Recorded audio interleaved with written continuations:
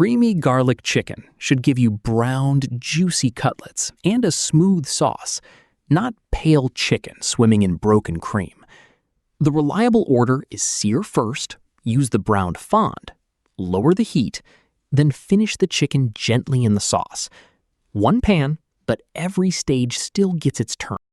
The usual failure is a double one. Thick chicken stays in the pan until the outside dries. Then cold cream hits fierce heat and turns oily or grainy. We will fix the thickness before cooking and control the pan temperature before the cream arrives. Those two decisions do more than any secret ingredient. For 2 to 4 servings, use 2 large boneless, skinless chicken breasts, about 1.5 pounds or 680 grams total. Add salt, pepper, 2 tablespoons of flour, oil, butter, 4 garlic cloves, half a cup or 120 milliliters of low-sodium chicken broth, 3/4 cup or 180 milliliters of heavy cream, and a teaspoon of Dijon mustard. Slice each breast horizontally into 2 thinner cutlets. Aim for about 1/2 inch or 1¼ centimeters at the thickest point. If one end is much thicker, cover it and tap it gently until the thickness is even. You are not making the chicken paper thin. You are removing the hill that cooks later than everything around it. Pat the cutlets dry, season both sides with salt and pepper, then dust them lightly with flour. Shake off the excess. A thin coating encourages browning and leaves a little starch for the sauce. A thick white jacket does the opposite. It turns gummy when the broth goes in. You should still see chicken through the flour. Heat a wide skillet over medium-high heat, then add the oil. When the oil looks loose and shimmery, the pan is ready. If it smokes hard, back off and let the pan settle.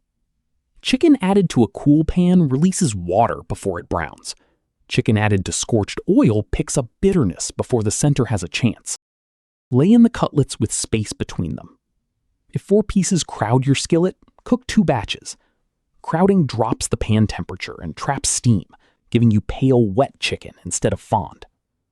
Once each cutlet is down, leave it alone long enough to build contact. Constant peeking tears away the crust you were trying to make. Watch the edges turn opaque, and wait until a cutlet releases with a gentle lift. That release is a better cue than a universal minute count. Flip it and look for an even golden surface, not black flour patches. If it clings firmly, give it a little more contact instead of scraping it loose. Brown the second side, then move the chicken to a clean plate. It can finish cooking when it returns to the sauce, so do not wait for the pan to make it bone dry. Keep the browned bits in the skillet, unless they are truly black. Golden brown fond is flavor. Burned flour is bitterness and should be wiped away. Turn the heat down to medium-low and give the pan a short pause. This is the transition people skip. Searing heat was useful for chicken, but the sauce needs gentler conditions. Add the butter only after the pan calms. It should foam softly, not turn dark the instant it touches the metal.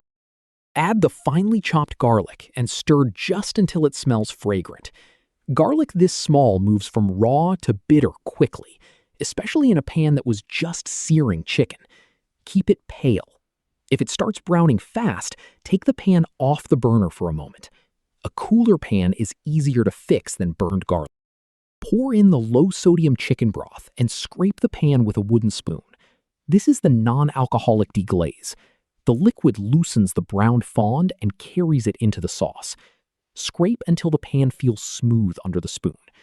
Any black, acrid spots are not fond worth rescuing, so leave those behind. Let the broth simmer gently until it reduces and tastes less watery. Draw the spoon through the pan. The trail should hold for a moment before closing. Reducing now concentrates the savory base without subjecting the cream to a long, hard boil later. If the pan is warring, lower it. We want evaporation, not violence. Keep the heat low and stir in the heavy cream, then the Dijon. Heavy cream is more stable than milk, but it still rewards gentle heat. The sauce should become evenly pale and glossy. Do not pour cold cream into a violently boiling pan, and do not crank the burner because the color changed more slowly than you expected. Let the sauce make small, lazy bubbles until it lightly coats a spoon. Remember that it will thicken as it cools, and pick up a little more flour from the chicken. Stop while it is still spoonable. If you reduce it to gravy before the chicken returns, the finished sauce can become paste by the time you serve. Return the cutlets and every clean plate juice to the skillet. Turn them once so the sauce reaches both sides. Then keep the pan at a gentle simmer. This final stage brings the chicken to temperature and joins the brown surface with the sauce. Hard boiling now can tighten the chicken and push the cream towards splitting. Check the thickest part with an instant read thermometer. Poultry is safely cooked at 165 degrees Fahrenheit, or 74 Celsius. Slide the probe in from the side so the sensing tip reaches the center rather than touching the pan. If one cutlet reaches temperature first, remove it while the thicker pieces finish. Adjust the sauce after the chicken is safe. If it is too thick, stir in broth 1 tablespoon at a time. If it is thin, remove the chicken and give the sauce another gentle simmer. Do not keep boiling cooked chicken while you chase thickness. Taste before adding salt. Reduced broth and seasoned chicken may already have done enough. If oily beads appear at the edge, stop the heat before the sauce fully separates.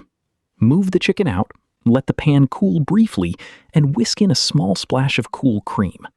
This can bring an overheated sauce back together. It cannot erase burned garlic, which is why temperature control earlier is the better repair. Finish with a little parsley and spoon the sauce over the chicken. The sequence is the whole recipe. Even cutlets, a hot, uncrowded sear, clean golden fond, broth first, cream over low heat, and a thermometer at the end.